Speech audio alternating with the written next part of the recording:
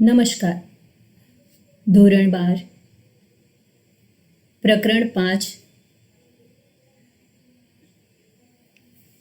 વિદ્યાર્થી ભાઈ બહેનો, પાઠ્યપુસ્તક અને કેલ્ક્યુલેટર સાથે રાખશો જેથી તમને વધુ અનુકૂળતા રહે. હવે ગયા વિડીયોમાં તમે ડાયપોલ, ચુંબકીય ડાયપોલની સ્થિતિ ઉર્જા, ટોર્ક વિશે ભણ્યા હતા અને એના સ્વાધ્યાયના દાખલા અંગે આપણે માહિતી મેળવી હતી.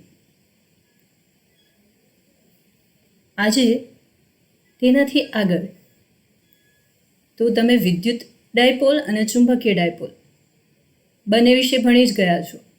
તો પ્રશ્ન પૂછાય કે વિદ્યુત ડાયપોલ અને ચુંબકીય ડાયપોલની સરખામણી કરો. તો આકૃતિ અગાઉ બંનેની તમે અગાઉના વિડીયોમાં ભણી ગયા છો તો યાદ કરી લો. અત્યારે સ્ક્રીન ઉપર આપણે સ્થિત વિદ્યુતશાસ્ત્ર અને ચુંબકત્વ એટલે કે સ્થિત વિદ્યુતશાસ્ત્રમાં વિદ્યુત ડાયપોલ અને ચુંબકત્વમાં ચુંબકીય ડાયપોલને લગતા મુદ્દા આપેલા છે. જો તમને તફાવત પૂછે તો તમે વિદ્યુત ડાયપોલ અને ચુંબકીય ડાયપોલમાં કયા મુદ્દા વિચારી શકો? તો પ્રારંભમાં યાદ કરો કે સ્થિત વિદ્યુતશાસ્ત્રમાં ધન અને ઋણ વિદ્યુત ભાર અને ચુંબકત્વમાં એટલે કે ચુંબકીય ડાયપોલમાં ધનના સ્થાને એન ધ્રુવ અને ઋણના સ્થાને એસ ધ્રુવ. એ બાબત જુદી પડશે. અહીંયા લખ્યું નથી પણ તમને યાદ કરાવી દઈએ કે સ્થિત વિદ્યુતશાસ્ત્રમાં વિદ્યુત ડાયપોલ તેમાં ધન અને ઋણ વીજભાર અને ચુંબકત્વમાં ચુંબકીય ડાયપોલમાં તેના સ્થાને ઉત્તર અને દક્ષિણ ધ્રુવ. હવે તમે બધા જ સૂત્રોનું અવલોકન ધ્યાનથી કર્યું હોય તો તમને ખ્યાલ હશે કે પહેલાં બીજા ચેપ્ટરમાં સ્થિત વિદ્યુતશાસ્ત્રના જેટલા પણ સૂત્રો આવતા હતા તેમાં અચળાંક તરીકે 1/4πε0 હતો. હવે પ્રકરણ 4 અને 5 એમાં જે પણ સૂત્રો ચુંબકત્વને લગતા હશે તેમાં અચળાંક હશે μ0/4π.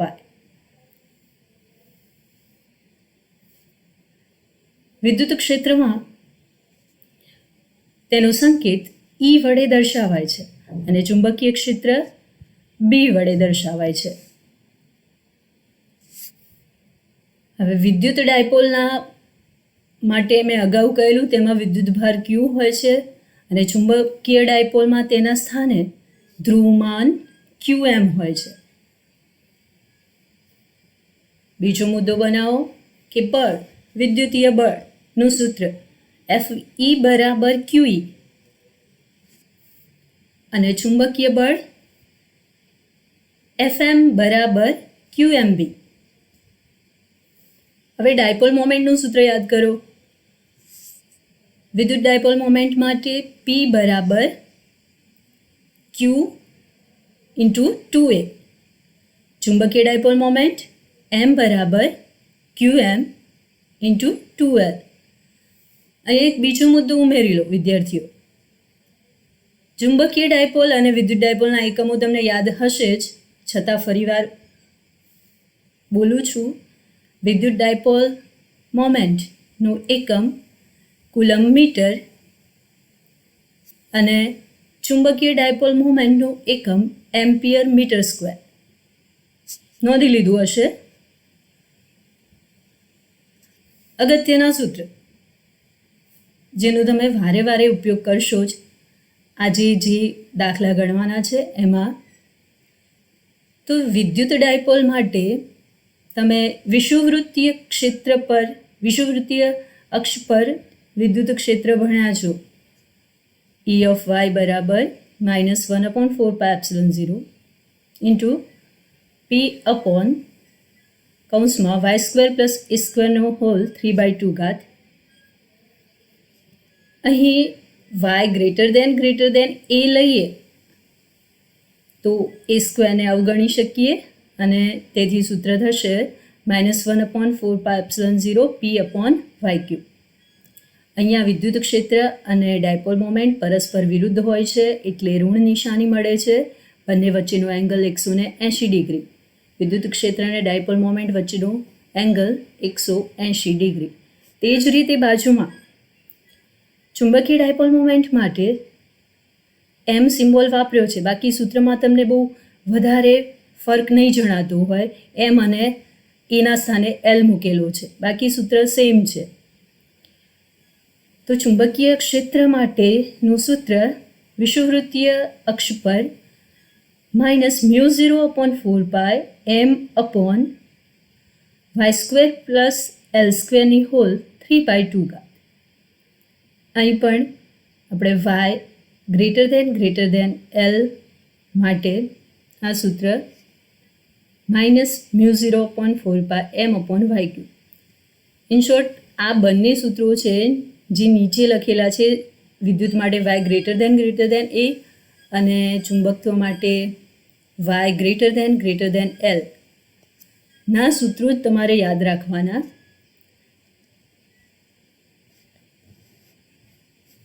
અક્ષ પરના બિંદુએ ચુંબકીય ક્ષેત્ર અને વિદ્યુત ક્ષેત્ર.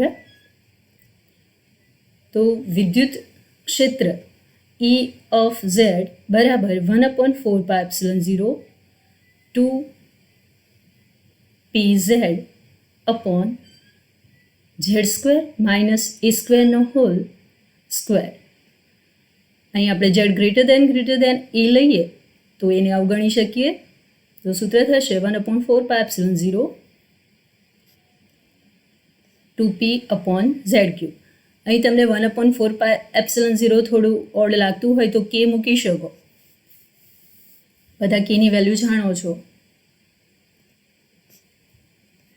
અક્ષ પરના બિંદુએ ચુંબકીય ક્ષેત્ર B of Z બરાબર μ0/4π 2mz upon z² minus l² whole square.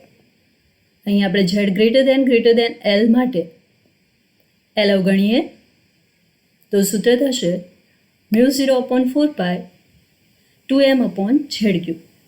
અહીંયા જુઓ કે બી અને ઈના સૂત્રમાં ધનની નિશાની છે. એ દર્શાવે છે કે વિદ્યુત ડાયપોલ મોમેન્ટ અને વિદ્યુત ક્ષેત્ર એક જ દિશામાં છે. એ જ રીતે ચુંબકીય ડાયપોલ મોમેન્ટ અને ચુંબકીય ક્ષેત્ર એક જ દિશામાં હોય.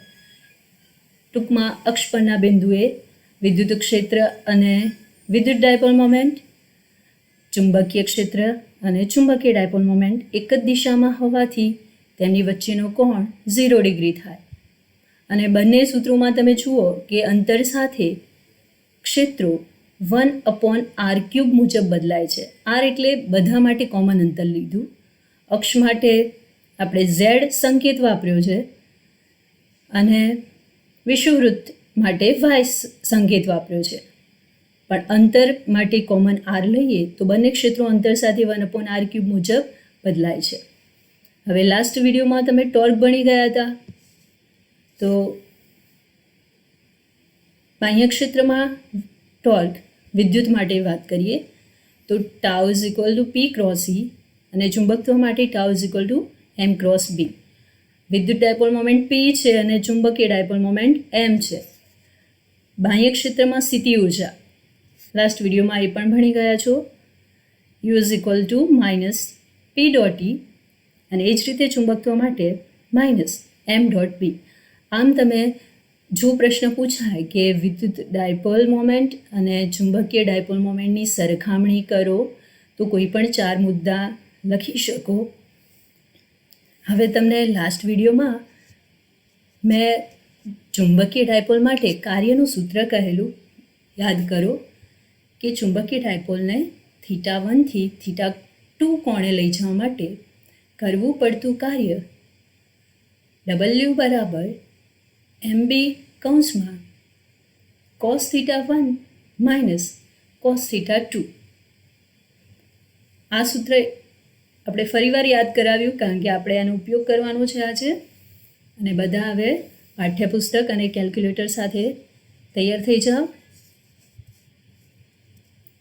લાસ્ટ વિડીયોમાં આપણે 5.6 એક્ઝામ્પલ ગણેલો. આજે સ્વાધ્યાયનો 5.7 સ્ક્રીન ઉપર તમે પ્રશ્ન જોઈ શકો છો. Magnetic moment 1.5 joule tesla inverse ધરાવતો એક ગજિયો ચુંબક 0.22 ટેસ્લાના નિયમિત ચુંબકીય ક્ષેત્ર સાથે એક રેખસ્થ રહેલો છે. એક રેખસ્થનો મતલબ થાય એ જ દિશામાં, એટલે કે થીટા થશે 0 ડિગ્રી. તો તમારે બે આન્સર શોધવાના છે. એ બાહ્ય ટોર્ક દ્વારા કેટલું કાર્ય કરવું પડે કે જેથી મેગ્નેટિક મોમેન્ટ નંબર 1 ક્ષેત્રની લંબ દિશામાં સુધારો કરી લેજો. ચોપડીમાં જો રકમમાં ભૂલ દેખાય તો કે ક્ષેત્રની લંબ દિશામાં, નંબર 2 ક્ષેત્રની દિશાની વિરુદ્ધ દિશામાં ગોઠવાય, અને નંબર બી 1 અને 2માં ચુંબક પર લાગતું ટોર્ક કેટલું હશે. તો અહીંયા આપેલી માહિતીમાં તમને મેગ્નેટિક મોમેન્ટ આપેલી છે m બરાબર 1.5 જૂલ ટેસ્લા ઇન્વર્સ, અને ચુંબકીય ક્ષેત્રનું મૂલ્ય આપ્યું છે. કેવી રીતે ગોઠવાય છે? એક રેખસ્થ એટલે શરૂઆતનો ખૂણો θ1 બરાબર 0 ડિગ્રી. તો બે વેલ્યુ ગણવાની છે, કાર્ય અને ટોર્ક. તો કાર્ય માટે મેં અગાઉ હમણાં જ સૂત્ર કહ્યું છે, તમે નોંધ્યું હશે. ક્યાંથી ક્યાં લઈ જવાની છે ચુંબકીય ડાયપોલ મોમેન્ટને? એ ખૂણા એ જો તમે જાણતા હો તો કાર્ય શોધી શકો. તો નંબર 1 ક્ષેત્રની લંબ દિશામાં ગોઠવાય ત્યારે, એટલે કેટલા ખૂણે લંબ દિશામાં? 90 ડિગ્રી. તો પ્રારંભમાં હતો ખૂણો 0 ડિગ્રી. તો કાર્યનું સૂત્ર W1 બરાબર MB into cos θ1 minus cos θ2. એમની વેલ્યુ અને બીની વેલ્યુ મૂકી દો. cos θ1 0, θ2 90. હવે cos 0 1 અને cos 90 0. કેલ્ક્યુલેટર યુઝ કરો, આન્સર આવશે 0.33 જૂલ. આમ 0.33 જૂલ જેટલું કાર્ય થશે, કરવું પડશે. નંબર 2 ક્ષેત્રની દિશાની વિરુદ્ધ દિશામાં ગોઠવાય ત્યારે, વિરુદ્ધ એટલે θ2 થશે 180 ડિગ્રી. તો ફરી કાર્યનું સૂત્ર મૂકીએ. W2 બરાબર MB into cos θ1 minus cos θ2. પ્રારંભમાં એક રેખસ્થ હતો એટલે θ 0 હતો. M અને B ની વેલ્યુ મૂકી દો. cos 0 minus cos 180, cos 180 minus 1, minus minus plus, therefore plus 2 થશે. તો 1.5 ઇન્ટુ 0.22 ઇન્ટુ 2. કેલ્ક્યુલેટર વાપરો. 0.66 જૂલ. આમ આપણે કાર્ય શોધ્યું. હવે સેકન્ડમાં પૂછેલું છે કેટલું ટોર્ક લાગશે બંને કિસ્સામાં. તો બે ખૂણા કયા છે યાદ કરી લો. પહેલી વાર આપણે 90 ડિગ્રીએ ગોઠવેલો અને બીજી વાર 180 ડિગ્રીએ ગોઠવીએ છીએ. તો બંને કિસ્સાના ટોર્ક ગણવાના છે. ટોર્કનું સૂત્ર યાદ છે, લાસ્ટ વિડીયોમાં આપણે ભણેલા. ટાઉ બરાબર MB sin θ. ઓકે. નંબર 1માં આપણે 90 ડિગ્રી માટે શોધીએ અને નંબર 2 180 ડિગ્રી માટે. તો નંબર 1 એના માટે આપણે 1 યુઝ કરીએ છીએ, એટલે ટાઉ1 is equal to MB sin θ, જ્યાં થીટાની value 90 degree, sin 90. Okay. 1 M અને B ની વેલ્યુ મૂકી દો. કેલ્ક્યુલેટર વાપરો. આન્સર આવશે 0.33 જૂલ અથવા NM.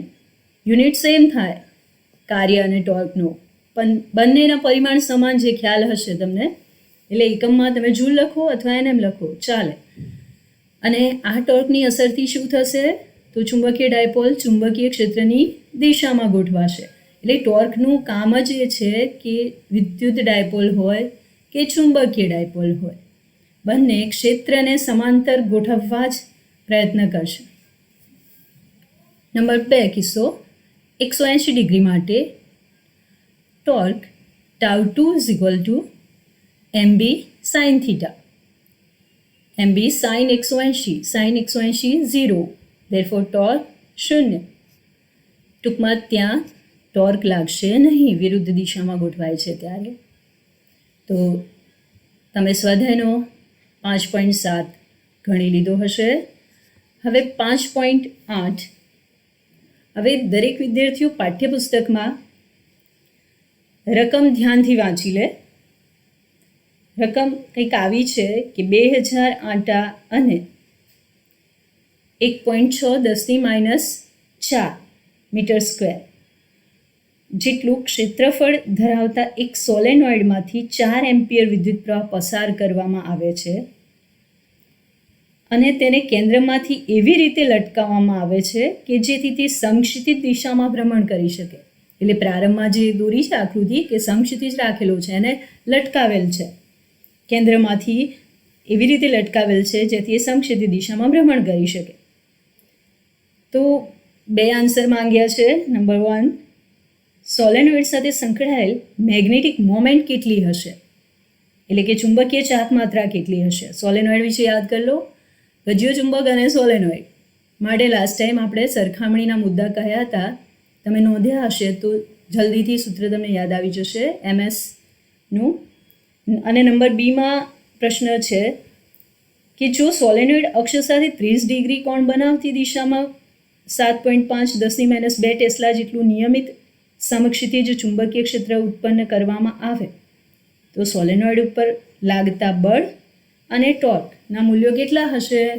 એટલે સેકન્ડ આન્સરમાં આપણે 30 ડિગ્રીએ સોલેનોઇડ ગોઠવ્યા પછી બળ અને ટોર્ક શોધવાના છે.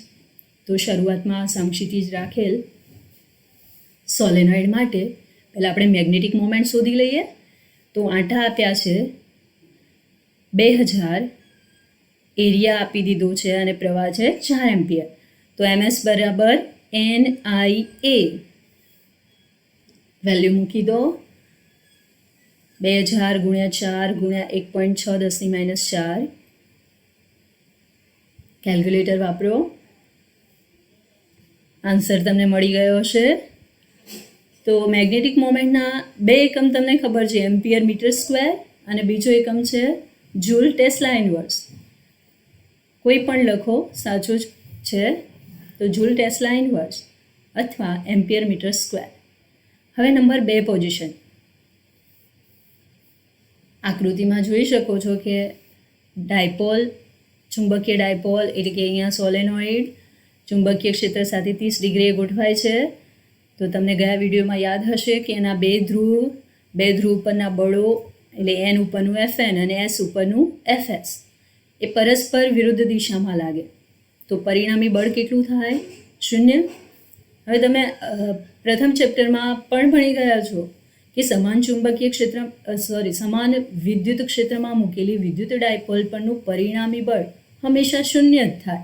એવી રીતે સમાન ચુંબકીય ક્ષેત્રમાં મૂકેલી ચુંબકીય ડાયપોલ પરનું પરિણામી બળ પણ હંમેશા 0 થાય. અસમાન ક્ષેત્ર હોય તો 0 નથી થતું.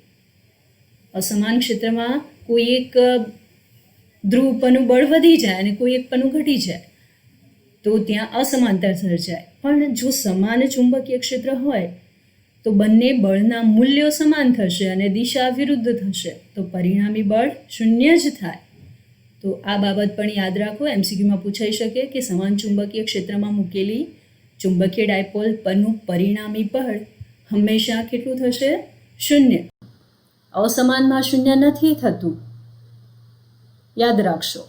હા, હવે આ સ્થિતિમાં થીટા આપ્યો છે 30 ડિગ્રી. ડાયપોલ મોમેન્ટ આપણે અગાઉની લઈ લઈશું. આન્સર જોઈ શકો છો. M બરાબર 1.28 જૂલ ટેસ્લા ઇન્વર્સ. ચુંબકીય ક્ષેત્રનું મૂલ્ય આપી દીધું છે 7.5 10⁻² ટેસ્લા. હવે ટોર્કનું સૂત્ર યાદ છે ને? Tau is equal to MB sin theta. એમની વેલ્યુ બીની વેલ્યુ એડ કરો અને sin 30 ડિગ્રી કેટલા થાય? 1/2. તો આન્સર મળશે 4.8 10⁻². એટલે કે આ રીતે પણ લખાય 48 × 10⁻³ જૂલ. આ રીતે આપણે ચુંબકીય બળ અને ટોર્ક શોધ્યું. હવે ઉદાહરણ પાઠ્યપુસ્તકમાં ઉદાહરણ નંબર 1 રકમ જોઈ લેશો. સમાન ચુંબકીય ક્ષેત્રમાં મૂકેલી ચુંબકીય સોયની ચુંબકીય ચાક માત્રા 6.7 10⁻² એમ્પિયર મીટર સ્ક્વેર અને જડત્વની ચાક માત્રા I 7.5 10⁻6 kg મીટર સ્ક્વેર છે. તે 6.7 સેકન્ડમાં 10 દોલનો પૂરા કરે છે. તો ચુંબકીય ક્ષેત્રનું મૂલ્ય કેટલું હશે? મેં ગયા વિડીયોમાં તમને કહ્યું હતું કે કોઈ પણ સ્થળનું ચુંબકીય ક્ષેત્ર શોધવું હોય તો તે સ્થાને દોલન કરતી ચુંબકીય સોયનો આવર્તકાળ તમને ખબર હોય તો આવર્તકાળના સૂત્ર પરથી આપણે ચુંબકીય ક્ષેત્રનું મૂલ્ય મેળવી શકીએ. તો અહીંયા ડાયપોલ મોમેન્ટ આપી છે 6.7 10⁻² એમ્પિયર મીટર સ્ક્વેર, જડત્વની ચાક માત્રા છે 7.5 10⁻6 kg મીટર સ્ક્વેર, કુલ સમય આપ્યો છે 6.7 સેકન્ડ અને કેટલા દોલનો કરે છે 10, એટલે નંબર ઓફ વાઇબ્રેશન 10 છે. તો આવર્તકાળ એટલે કુલ સમય અને દોલનોની સંખ્યાનો ગુણોત્તર, તો થશે આવર્તકાળ 0.67 સેકન્ડ. આવર્તકાળનું સૂત્ર યાદ કરો. તમને યાદ રાખવાનું કહેલું, ભલે તમને તારવણી કદાચ ન આવડે પણ સૂત્ર યાદ રાખો. T = 2π√I/mb. B = શું થશે? બંને સાઈડ આપણે સ્ક્વેર લઈ લઈએ તો રૂટ નીકળી જશે અને બીને કરતા બનાવી દો તો 4π²I/mt². વેલ્યુ એડ કરીએ. 4 પાઈની વેલ્યુ 3.14 નો square into I 7.5 10⁻6 upon m એટલે 6.7 10⁻², t સ્ક્વેર એટલે 0.67 નો હોલ સ્ક્વેર. કેલ્ક્યુલેશન કરશો.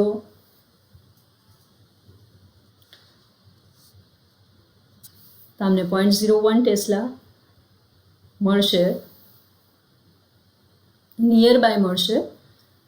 એટલે આપણે સાર્થક અંકોનો ઉપયોગ કરીને વેલ્યુ લખી છે એટલે 0.01 ટેસ્લા. હવે ઉદાહરણ નંબર 2. ઉદાહરણ 2ની રકમ તમે પુસ્તકમાં વાંચી લેશો. હું બોલું છું, ધ્યાનથી સાંભળો. એક નાના ગજિયા ચુંબકને તેની અક્ષ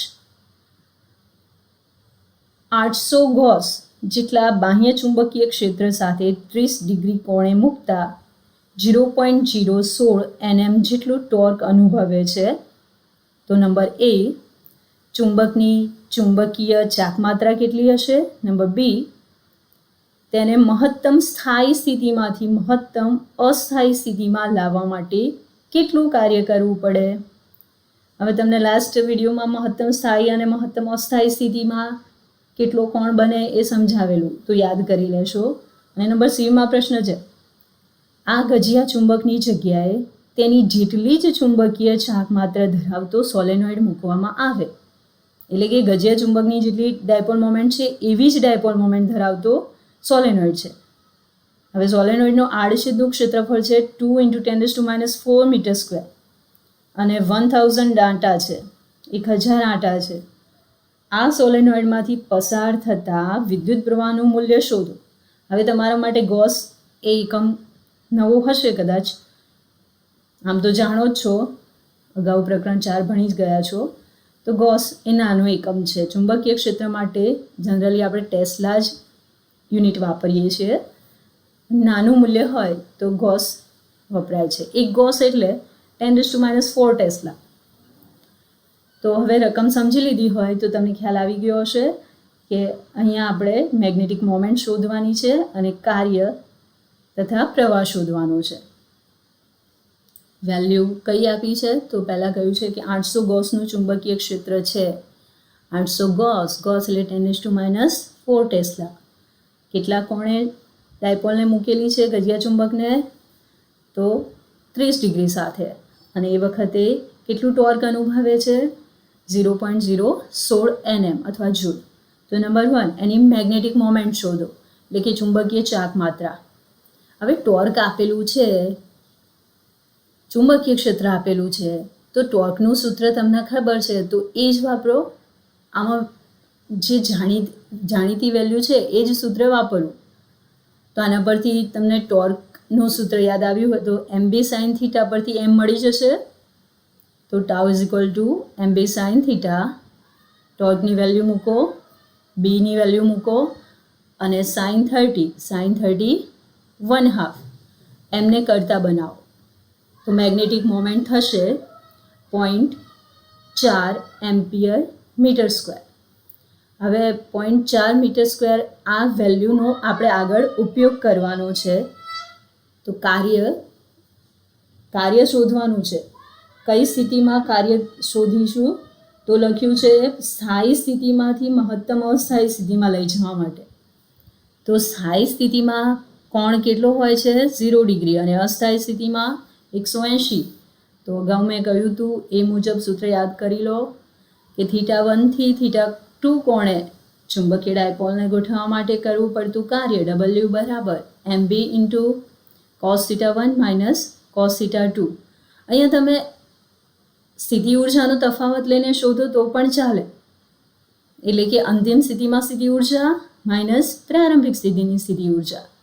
ખ્યાલ આવ્યો? અંતિમ સ્થિતિ એટલે cos 180 ની સ્થિતિ ઉર્જા અને પ્રારંભિક સ્થિતિ એટલે 0 ડિગ્રીની સ્થિતિ ઉર્જા નો તફાવત લેશો તો પણ વેલ્યુ મળી જશે. પણ આ સૂત્ર તમને વધુ અનુકૂળ રહેશે. હવે આ સૂત્ર વિશે કહી દઉં. બધાને સ્થિતિ ઉર્જાની થિયરી યાદ હશે જ. તો ખ્યાલ હોય તો આપણે કુલ કાર્યનું સૂત્ર મેળવી અને સંગ્રહાયેલી ઉર્જા એટલે સ્થિતિ ઉર્જા એવું સમજાવ્યું હતું. તો ત્યાં તમે સંકલન લેતા હતા તો એ જ સંકલનથી આ સૂત્ર આવેલું છે. હું બોલીશ, તમે તમારી રીતે નોંધી લેશો. ત્યાં આપણે આવી રીતે ગણતરી કરેલી કે કાર્ય W બરાબર સંકલનમાં DW અને DWની કિંમત મૂકેલી ટાઉ ડી થીટા, જ્યાં ટાઉ એટલે MB sin theta into D theta. હવે સંકલનની લિમિટ આપણે θ1 થી θ2 લઈ લેવાની. લઈ જુઓ, ખ્યાલ આવી જશે. θ1 થી θ2. હવે MB સંકલનની બહાર sin થીટાનું સંકલન માઇનસ cos થીટા, નીચેની લિમિટ θ1, ઉપરની લિમિટ θ2. વેલ્યુ એડ કરશો તો પહેલાં θ2ની વેલ્યુ મૂકીએ અને માઇનસ પ્રારંભિક એટલે કે θ1.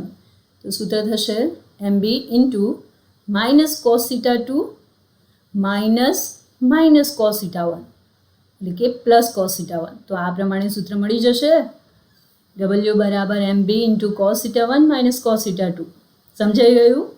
હવે આ સૂત્રને આપણે ઉપયોગમાં લઈએ છીએ. એમની વેલ્યુ મૂકી છે 0.4, બીની વેલ્યુ મૂકી છે અને cos θ1 કેટલો છે? 0 ડિગ્રી અને θ2 છે 180 ડિગ્રી. વેલ્યુ મૂકો. cos 0 1, cos 180 minus 1, minus plus, તો ઇન્ટુ 2 થશે. કેલ્ક્યુલેશન કરો. 0.064 જૂલ. આ રીતે આપણે સ્થાયી સ્થિતિમાંથી અસ્થાયી સ્થિતિમાં લઈ જવા માટે કરવું પડતું કાર્ય શોધ્યું.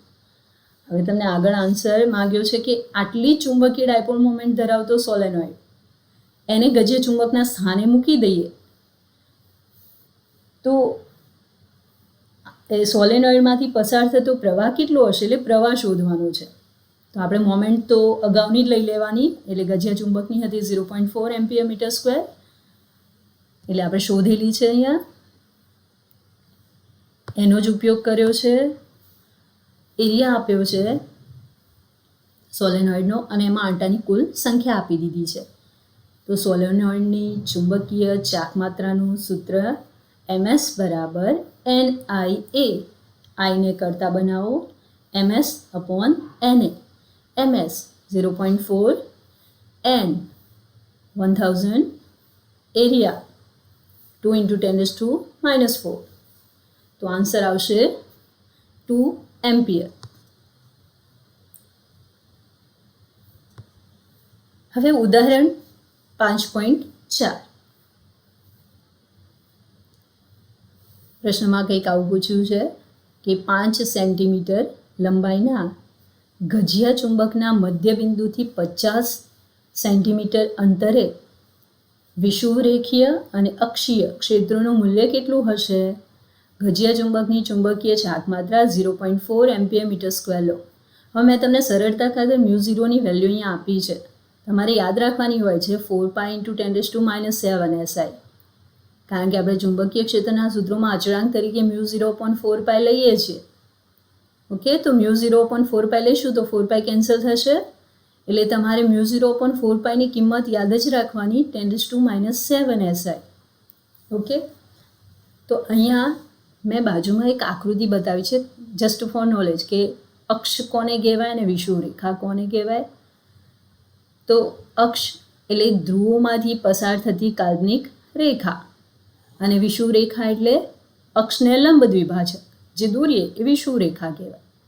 તો મધ્યબિંદુથી 50 સેન્ટીમીટર અંતરે અક્ષ પર અને 50 સેન્ટીમીટર અંતરે વિષુવરેખા ઉપર ચુંબકીય ક્ષેત્ર કેટલું હશે એ તમારે શોધવાનું છે.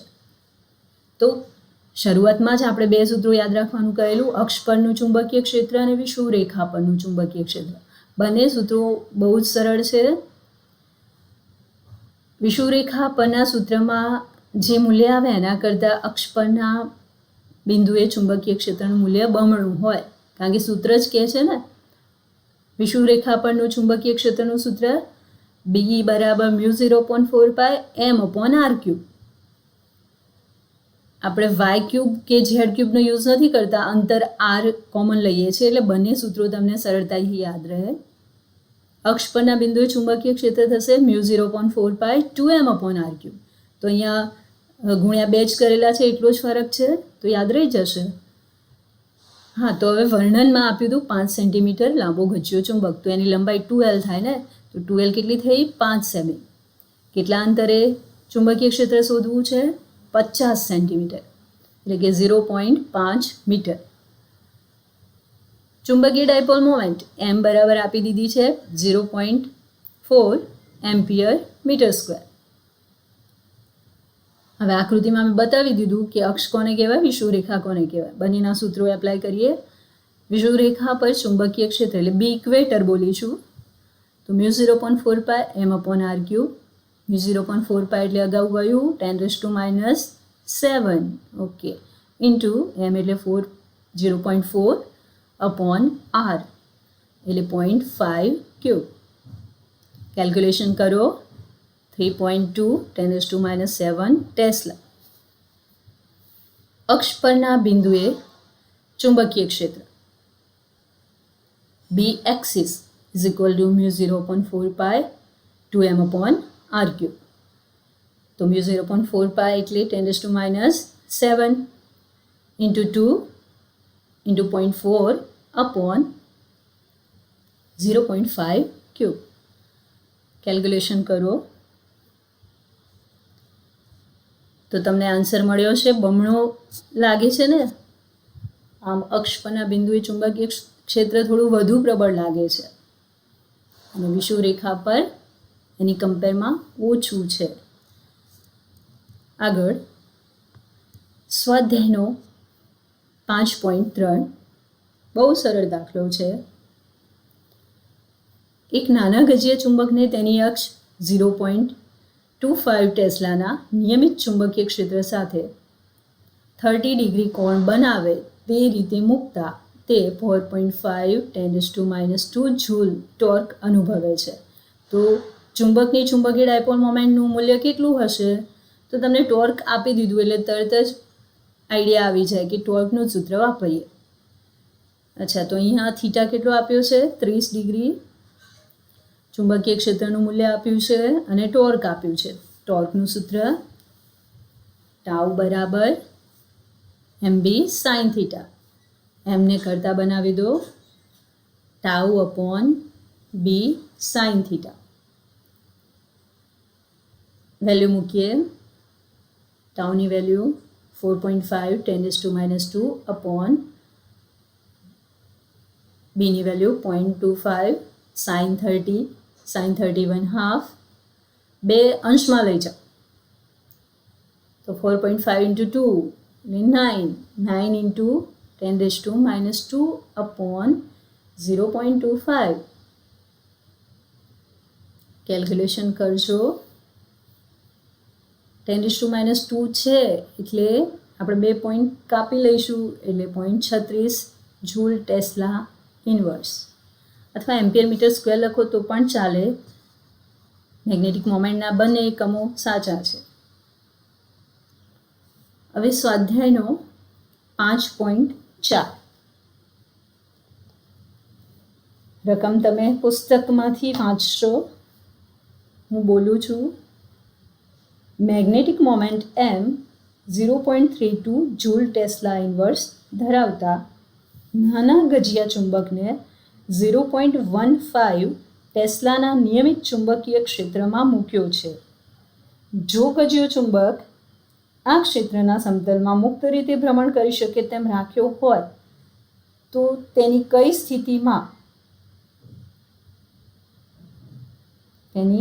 સ્થિતિમાં આની ગોઠવણી નંબર A સ્થિર રહેશે, નંબર B અસ્થિર સંતુલન દર્શાવશે. એટલે કઈ સ્થિતિમાં મતલબ તમારે ખૂણો કહેવાનું છે કે કયા ખૂણે સ્થિર રહેશે, કયા ખૂણે અસ્થિર થશે.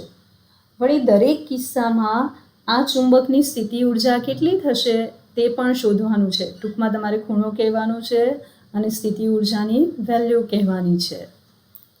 તો અગાઉ આપણે થિયરીમાં ચર્ચા કરેલી કે ડાયપોલ કઈ સ્થિતિમાં સ્થિર રહેશે તો ક્ષેત્રને સમાંતર ગોઠવાય ત્યારે તો જે સ્થિતિ સ્થાયી કહેવાય. ક્લાસરૂમમાં તમે બધા ટીચર ભણાવતા હોય ત્યારે એ જ દિશામાં ધ્યાન આપીને બેઠા હો તો એકદમ સંતુલન સ્થિતિ સર્જાય છે અને એ વખતે સ્થિતિ ઉર્જા એકદમ લઘુત્તમ રહે છે. એવું જ અહીં ચુંબકીય ડાયપોલ મોમેન્ટ માટે આપણે કહીશું કે ચુંબકીય ડાયપોલ મોમેન્ટ ક્ષેત્રની દિશામાં ગોઠવાય ત્યારે સંતુલન સર્જાશે.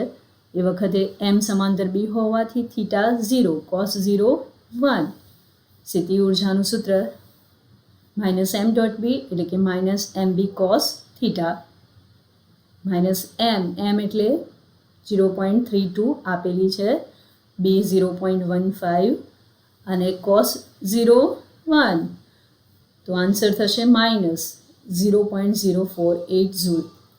તો સ્થાયી સંતુલન સર્જાય ત્યારે ઉર્જા હંમેશા લઘુત્તમ રહેશે. એ અહીંયા જોઈ શકો છો. તો ઋણ સ્થિતિ ઉર્જા એ સંતુલન દર્શાવે છે. એટલે કે ઘણીવાર MCQમાં તમને ગણતરી પણ કરવી પડે અને એમ પૂછ્યું કે નીચે પૈકી કઈ સ્થિતિ ઉર્જા માટે ડાયપોલ સંતુલનમાં રહેશે તો એમ પણ ખ્યાલ આવી જાય કે ઋણ હોય સ્થિતિ ઉર્જા એ સ્થિતિ સ્થાયી રહેશે. પણ આંકડાકીય ગણતરી કરવાની હોય તો -mb cos થીટા સૂત્રથી કરી દેવી અને ઋણ મૂલ્ય એ સંતુલન દર્શાવે છે. નંબર બી કઈ સ્થિતિમાં અસ્થિર એટલે કે અસ્થાયી સ્થિતિમાં રહેશે તો જ્યારે m અને b પરસ્પર વિરુદ્ધ હોય એટલે કે થીટા 180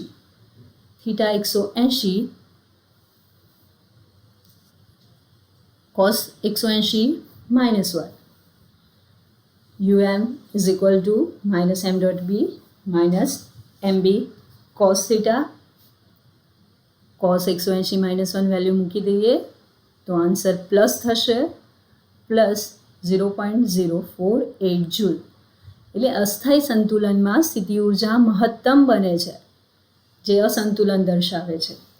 હવે તમે અત્યાર સુધીમાં જે સૂત્રો ભણ્યા છો એની મદદથી સ્વાધ્યાયનો 5.12 દાખલો તમે ગણી શકશો. એમાં અક્ષ પરના બિંદુએ અને વિષુવરેખા પરના બિંદુએ ચુંબકીય ક્ષેત્રનું મૂલ્ય અને દિશા શોધવાની છે.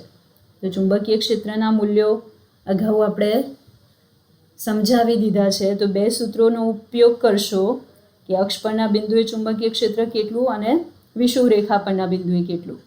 બંને સૂત્રો તમને યાદ જ હશે. તો આ તમારા માટે હોમવર્ક છે આજનું. હવે દરેક વિદ્યાર્થીઓ હોમવર્ક કરી લેશો તો આવતીકાલે વધુ આગળ સમજવામાં સરળતા રહેશે.